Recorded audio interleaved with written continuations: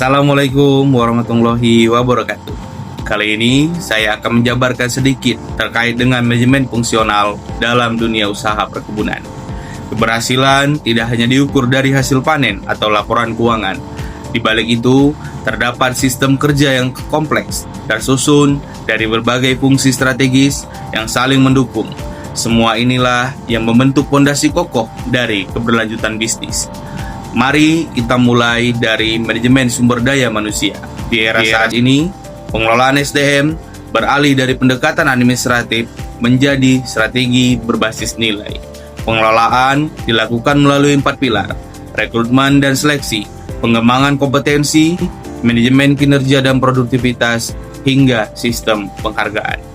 Pendekatan human capital ini tidak hanya berfokus pada apa yang dikerjakan, tetapi pada dampak yang dihasilkan. Kemudian, fungsi kesekretariatan dan kehumasan berperan penting sebagai pusat pengelolaan informasi dan representasi komunikasi organisasi. Sehingga, secara teknis, tugas kesekretariatan mencakup tata naskah dinas, pengarsipan, pengelolaan jadwal pimpinan, serta penyelenggaraan rapat resmi. Di sisi humas, tugas mencakup pengelolaan media relation, penanganan isu-isu kritis, serta publikasi kegiatan yang mendukung citra positif perusahaan.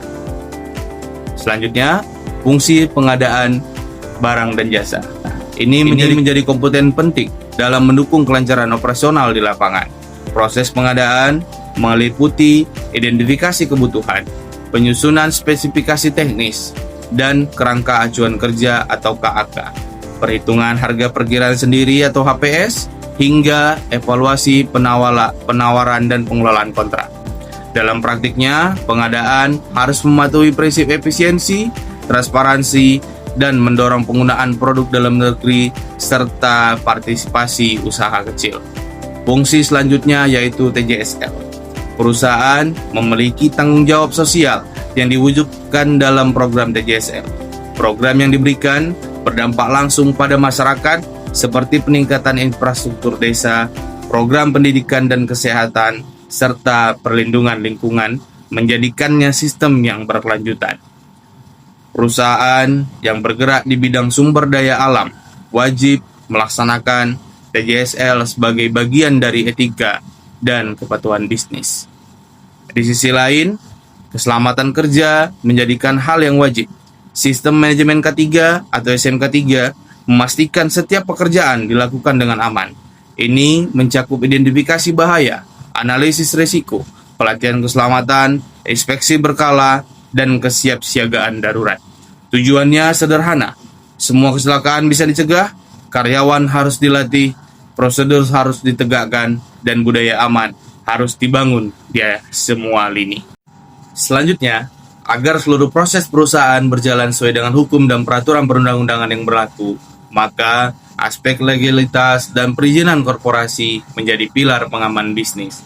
Aspek penting seperti pengelolaan kontrak, perizinan lingkungan, status tanah dan bangunan, serta kewajiban hukum, termasuk prinsip fiduciary duty, di mana setiap pengurus perusahaan wajib bertindak dan beretikat baik dan penuh tanggung jawab hukum. Dengan integrasi sistem yang kuat, manajemen yang profesional, kepatuhan hukum, budaya keselamatan dan kepedulian sosial yang konsisten, maka perusahaan tidak hanya sekedar menjalankan bisnis, tetapi juga membangun kepercayaan, menumbuhkan nilai, dan menciptakan warisan keberlanjutan. Inilah fondasi nyata dari sebuah perkebunan yang terus tumbuh, juara, membangun negeri. Sekian penjelasan dari saya, semoga kita dapat mengambil manfaatnya. Terima kasih. Assalamualaikum warahmatullahi wabarakatuh.